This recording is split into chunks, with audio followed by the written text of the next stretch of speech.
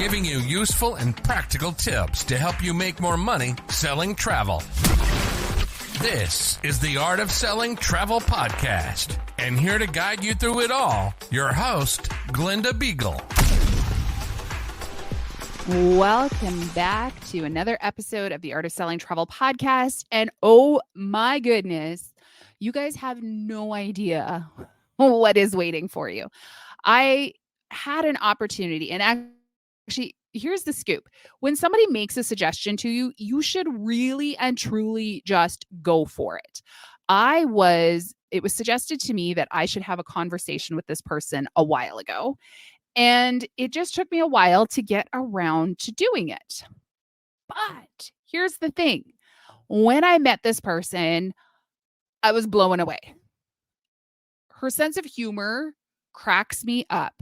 And I actually asked her, I said, is it okay if I record an intro and give them the bio that you gave me, because I loved it.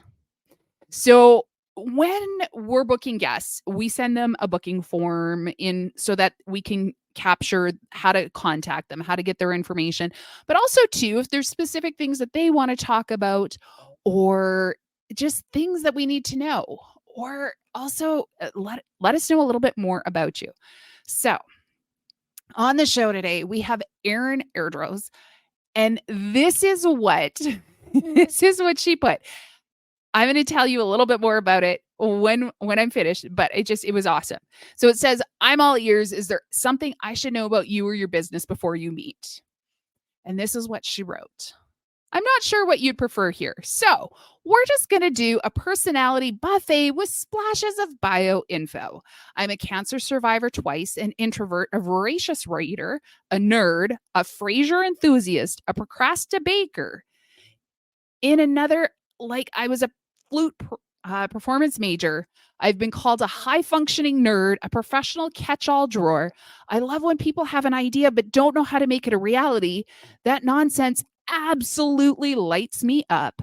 I worked for 12 years as a remote director of operations at a comedy company, and 1 year I was even cast as a singing caroler in the Larry Cable Guy's Christmas special. I went to a Christian college, so I couldn't tell anyone that I was able to pay my tuition that semester by singing dirty carols. Larry was a gentleman, and the nicest people on the set were Santa's North Pole dancers. I spent years working for other people, taking on clients that I was told to take on. So when I opened my own business last year, I made it clear to prospective clients that I'm a member of the queer community, will not support or engage in racist or bigoted behavior, and that if it was a problem for the reader, then I respectfully suggest that we are not a good fit. It has allowed me to be open, honest, and allows prospective leads to self-qualify if they want my business. Most of my clients are travel agents looking to improve their processes, their travel joy skills, or expand their tech stack. But I also have a few virtual support clients every quarter that have nothing to do with the travel industry, but perhaps need a project manager or someone to help them design and self-publish their book. A weird specialty of mine. Well, here's the scoop. I loved everything about it. In fact, my favorite part was when she said Frasier enthusiast. I was reading that, sitting on my couch, watching an old episode of Frasier, and I burst out laughing, and I thought, I've met my people. So without further ado, let's go ahead and get the conversation started. So after an intro like that, obviously, I am over the moon to welcome Erin. Hello. How are you? Hello, I'm so good. How are you? Good. So Erin, I've known about her for years. Obviously, we have a mutual friend of Donna, and Donna's like, you got to talk to Erin. And then we ended up on the same summit a little while ago, and I got an opportunity to listen to Erin speak.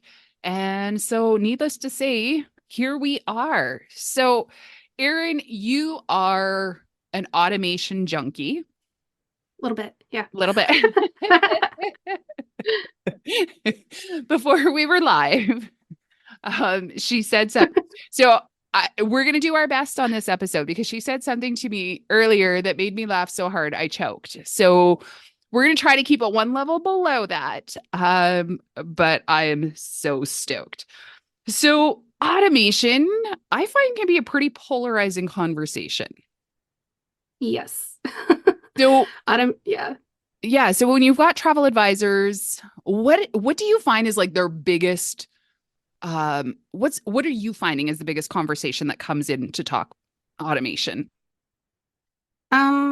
The first thing that comes to mind is that automation, I mean, there's a mindset around automation.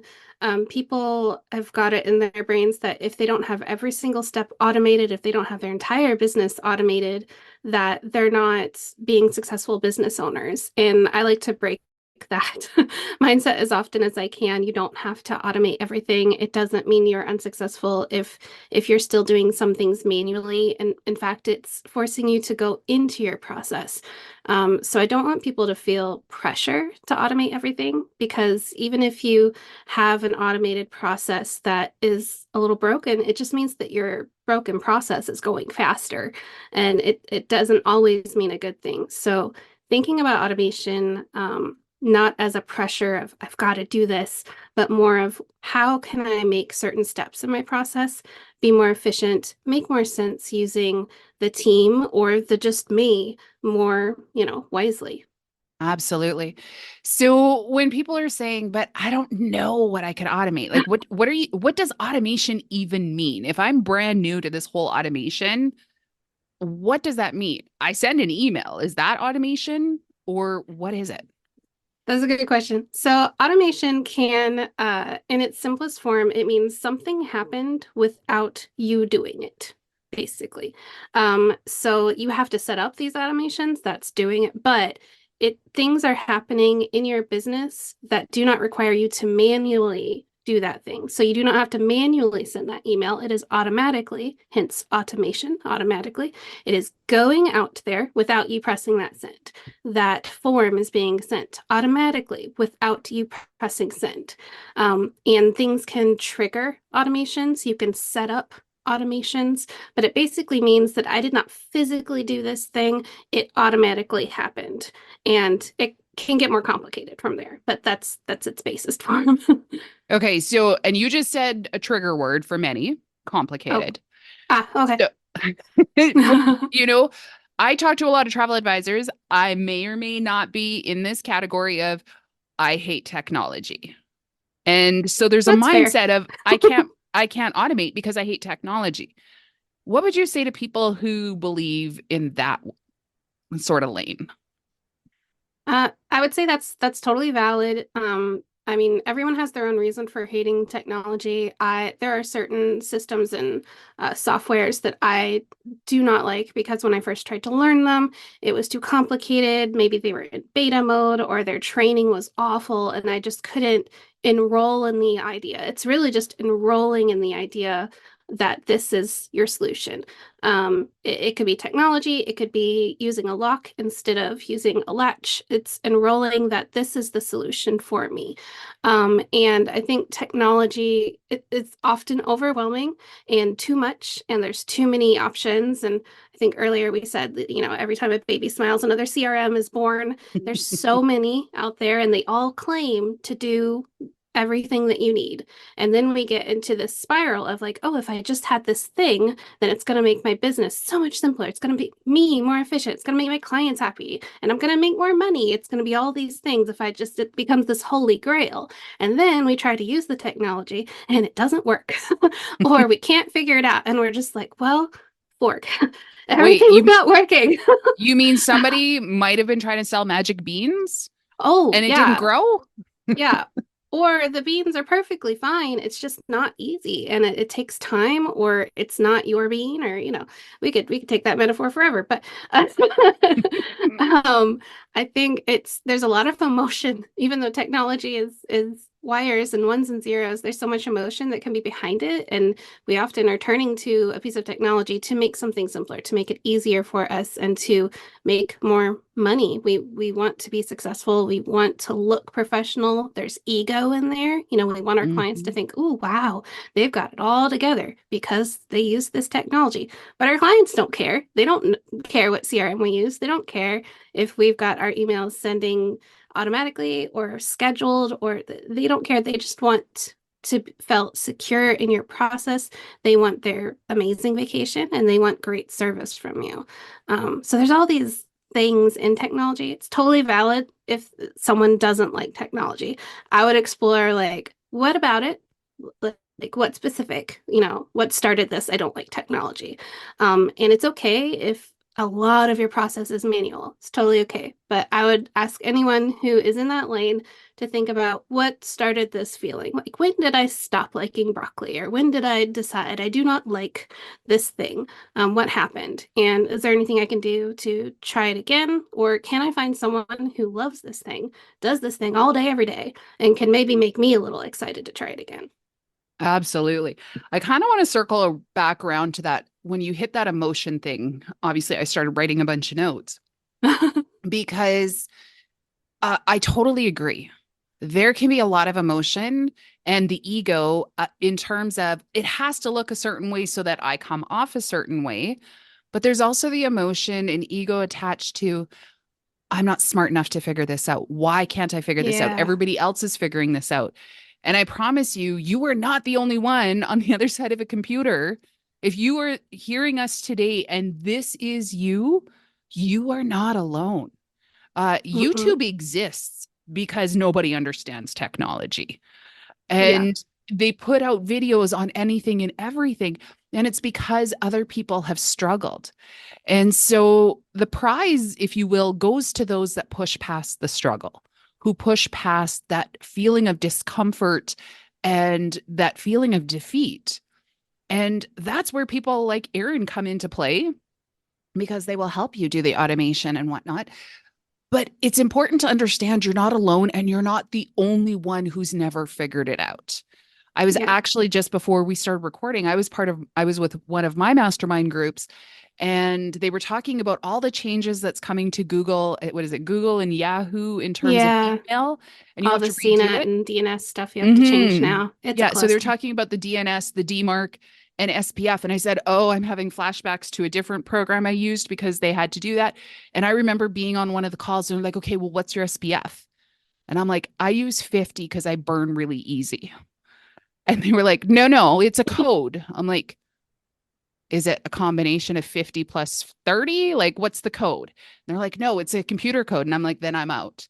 Because my brain was like, no, SPF is for sunblock. It's not You're for computer correct. No coding. one should know what SP, like no one should know. I mean, honestly, everybody has started at zero with everything, with every piece of technology. In the before times, we started a Gmail account and it was free, and we had to figure out what an inbox online looked like that wasn't Outlook, that wasn't the holy grail of business email that had been there forever. Everybody starts at zero, and I mean, I wish there was a matrix chair. It would be awesome. I would load so much useless knowledge and it'd be great. But everybody has to start at zero. So like anytime you are frustrated with, you know, inbox or task batching or any sort of technological element of your business, remember that everyone has started at zero. I've started at zero. People way smarter than me have started at zero. And it's okay. Absolutely. Absolutely. I love that because it can get overwhelming. Mhm. And the difference is whether or not you push through it.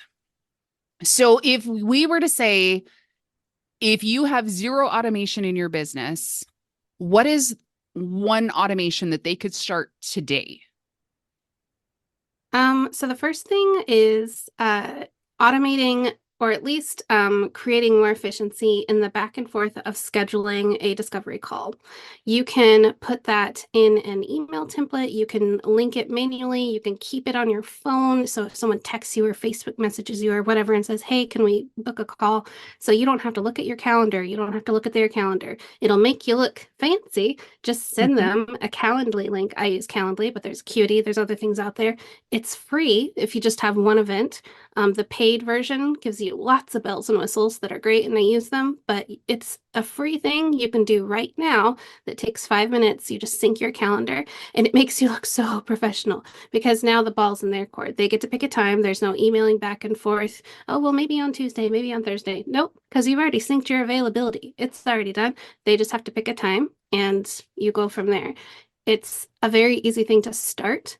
And as far as email templates, that can be its own barrel of monkeys of complexity. But people often ask, where is an email that I can start with automation? Where can I start?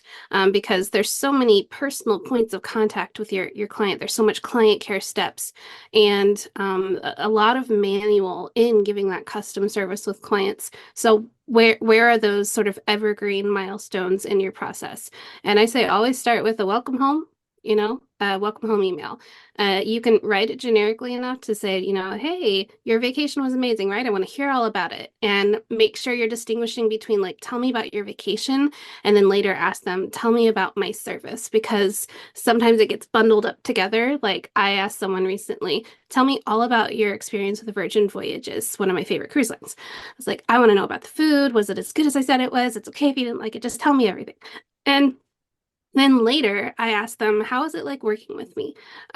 Those are two generic things. I could say, tell me about your vacation instead of Virgin Voyages, and then tell me about working with me. That could be in one email or separate, but that could go to any client. Doesn't matter where they went. It's still a good touch point, and you can automate it to send 2 days, a week after they get home.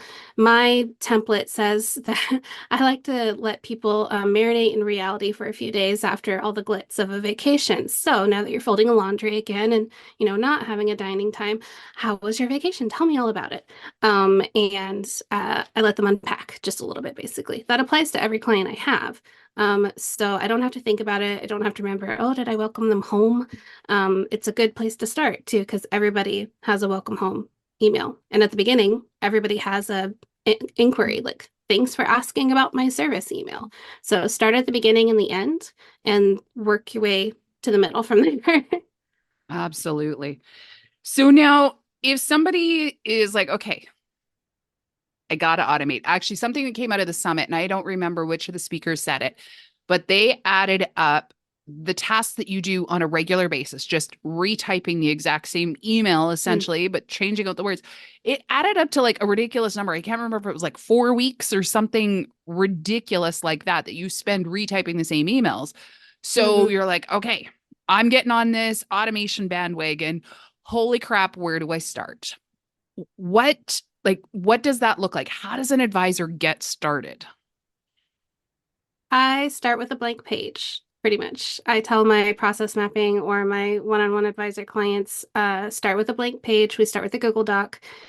And I say, okay, think about a trip that you book all the time. Like maybe it's sandals, maybe it's all-inclusives. I book a lot of Disney, adults that do Disney, so it's weirdly specific. But start with a typical type of travel that you do. And then look through your most recent trip where you were like, man, I really said that right. Or I really, wrote that in a spiffy way. Something for each stage of your process, think about an email or whenever you just really pat yourself on the back. Because I bet there's moments in all of the trips that you've planned that you were like, oh, yes, said everything I needed to say. Cool. And you might have thought, I need to save this for later, and you didn't. So it takes a little rummaging through your inbox, but go through and find all the emails that you sent during that trip that you really liked and drop them in your Google Doc, and then look at them and think, okay, how can I make this kind of a template? Like take out the specific things that were for that client and start with making templates. And your templates do not have to be automated, but your templates are going to save you so much time, because even if that email isn't automatically sent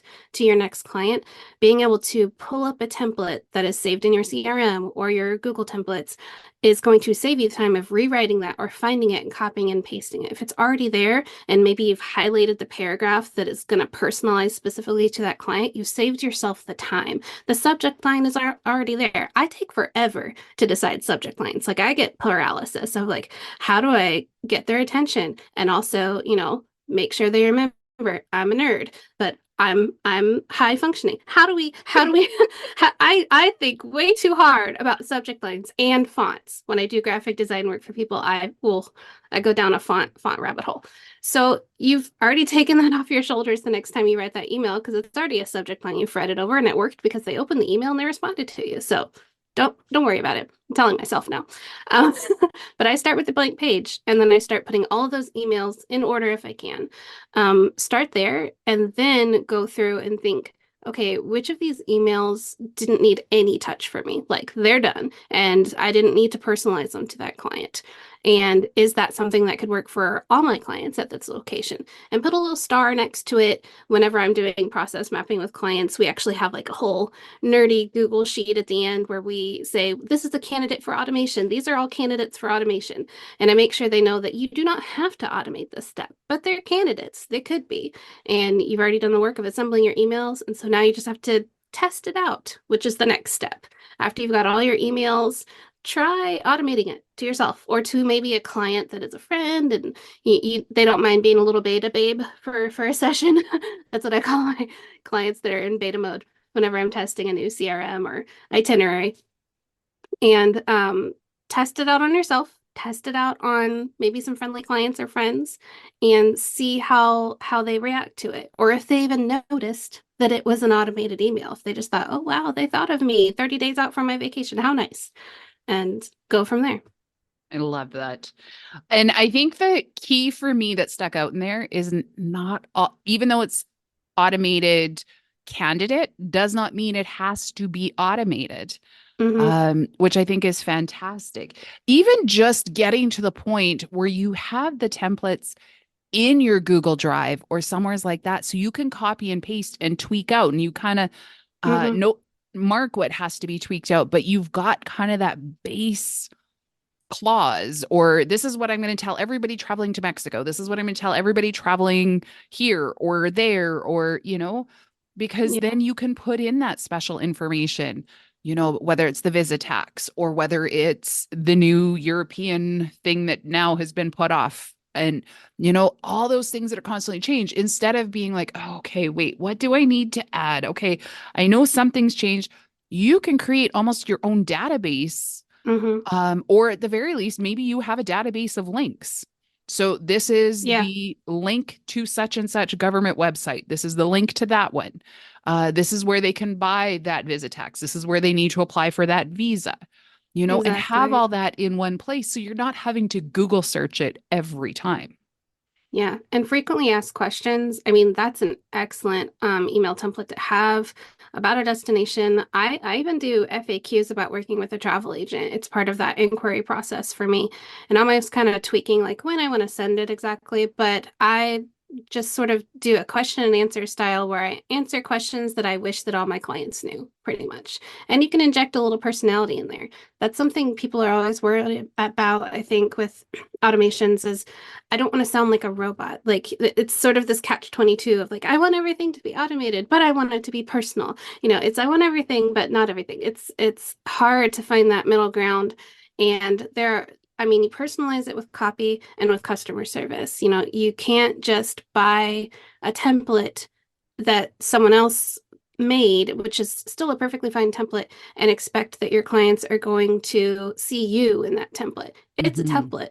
It helped you get started, and there are some amazing template bundles out there from other people that do what I do in this industry. And it helps break that, oh, I don't know where to start. I don't know where to start. Or maybe I'm doing it wrong. And buying a template bundle is so helpful and it's great, but you need to personalize it. You need to add yourself, add your catchphrase at the end, add new subject lines, add emojis if you're an emoji person. And if your clients are emoji person, palm trees and subject lines. It's good to start with a template, but it's not enough. And it will make you sound like a robot if that's all you're doing. So copy is where the personality comes through and your service actually when you're interfacing with your clients, whether that's a video meeting or a phone call or whenever you're having one-on-one time with them. You can't just exist on email. That's how I feel anyway. I got to touch base with them in some form of reality, like not in person, but got to Zoom, got to call. There has to be some way that they know I'm a human and I know they're human. I love that. And to me, I would sum that up with copy and paste has its limits. Yeah. Yeah. Whether you're copy and pasting somebody's social media, just do this, or you're using Chat GPT, or you're buying templates from somewhere, copy and paste definitely has its limits. And it is so important to review them, to go over, and to infuse yourself. I know I've told the story many times. I did my very first coaching website. I did the professional photo shoot. I had it all put together. It was beautiful. It was stunning. And it was totally not who I was. I looked at it and everything on paper looked good, except I looked at it and I went, wow, that's a really city girl type website. That's not who I am. I did not feel my own personality coming through, even though at the same time, when I first got back the photos from the photographer, I said to my husband, I'm like, if I die, this is the photos to use because I look beautiful, and it was the first time in my entire life I'd felt that way. But when it all got pulled together because the copy was done just a certain way and this was I was like, this is a city girl's website because I was just answering questions based on what was asked of me. So immediately I had to book a new photo shoot and we totally changed up how we did it because everything I had done based on the way people had told me to do it. Like this was back in 2017, I think it was. And it was not me. And I knew I'd be closed into this box. So I did a whole new photo shoot, completely different elements to how we did it, and put that in and changed out some of the wording. And it was a completely different experience. To this day now, I have one of the main photos that I use in a lot of my marketing. If you go on my Instagram, it's the one I use. I have confetti blowing.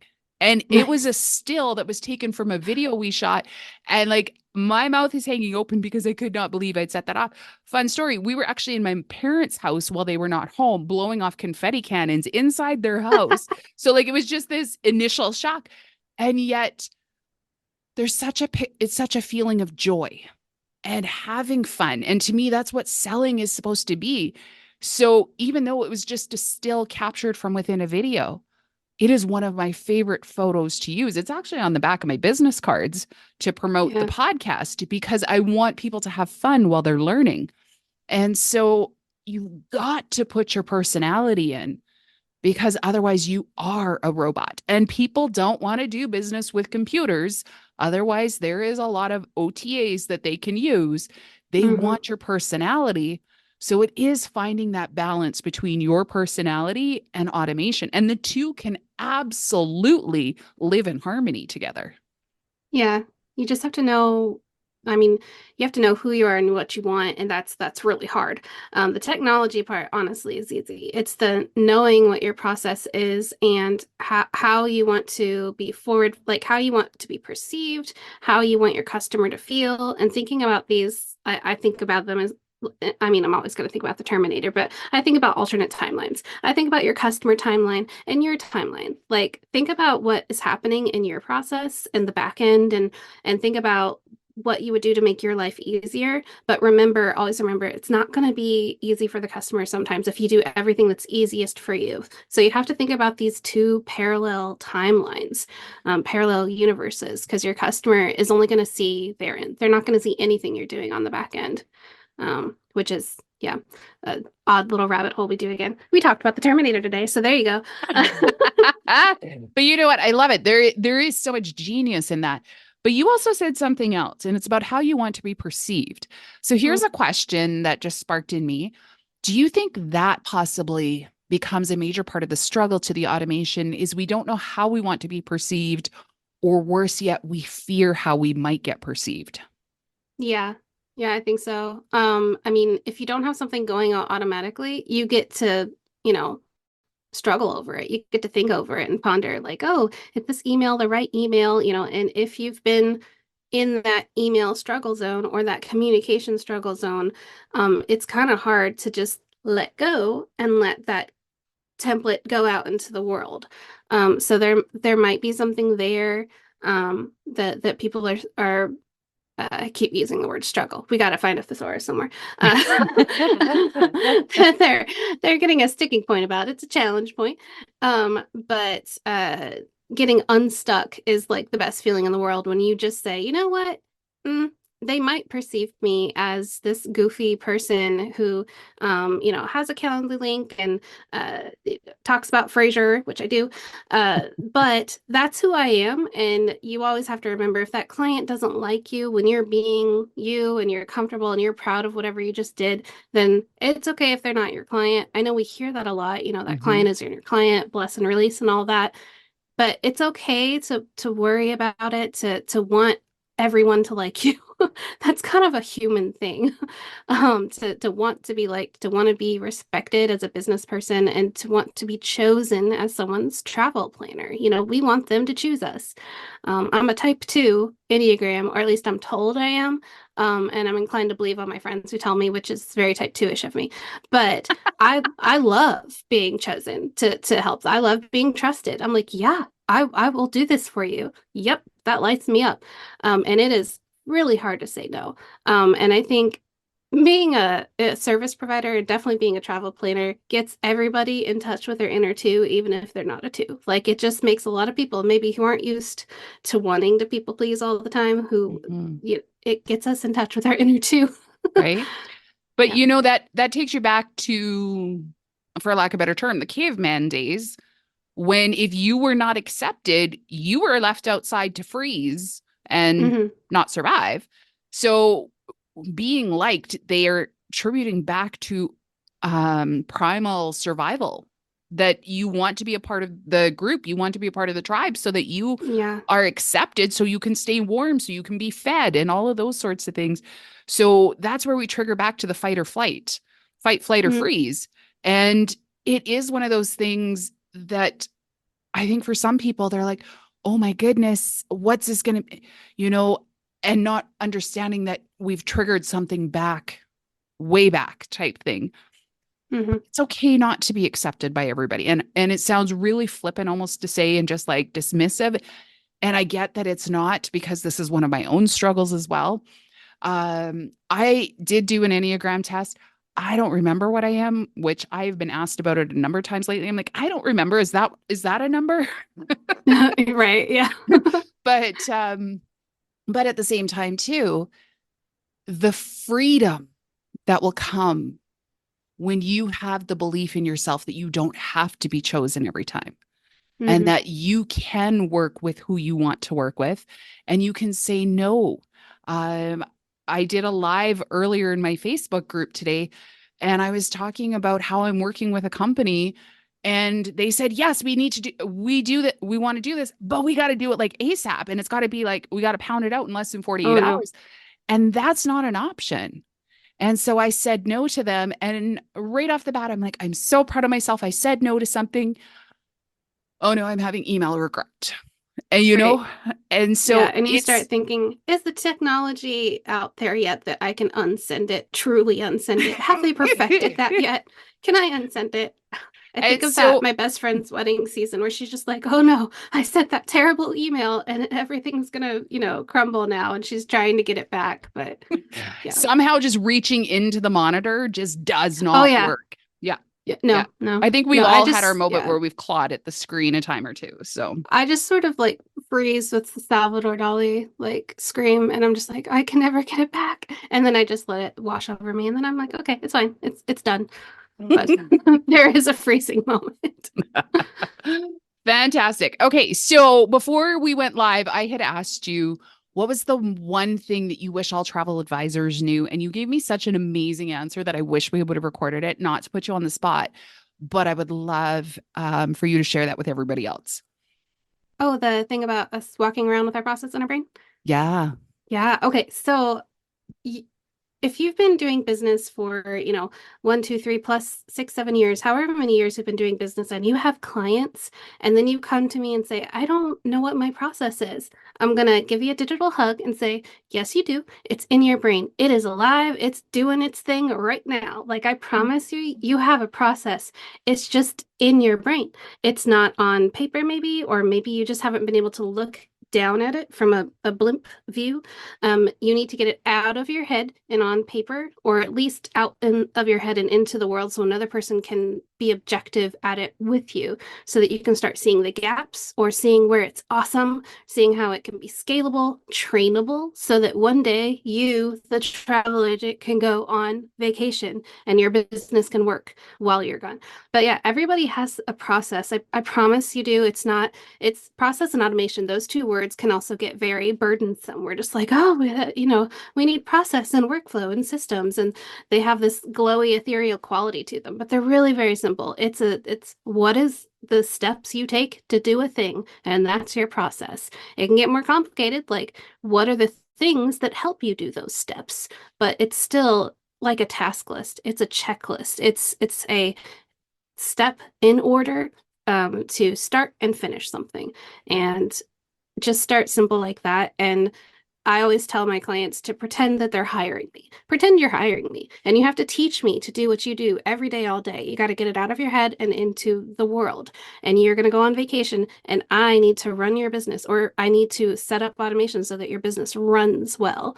And that, for some reason, pretend you're going to hire someone and you have to start teaching it, see one, do one, teach one. As soon as you have to teach someone what you do, it makes it real. And that has been the thing that I do every single time with my clients, because it's what breaks that mindset thing. So you have a process. I'm sure it's awesome. It just needs to be on paper or on digital paper, and it needs to be shared. You need to share it and look at it. That's fantastic. So if you have been inspired that you're starting to think you might want to do automation, you've got options to be able to do it on your own. If you're looking for assistance, I'm going to make sure we link up everything for Erin. I've got her website and her socials and other such. But real quick, if they wanted to find you, where's the best place to hang out with you to get to know you better? So there's a few places you can, if you want to talk specifically about a program called Travel Joy. I co-host the Travel Joy Challenge Facebook group with Donna McGugan, Glenda's wonderful friend. And we talk about Travel Joy a lot, but we also talk about automations, how to use that CRM better. We've got 1,400 people that for some reason want to be there. I still can't believe that those people are there. That's awesome.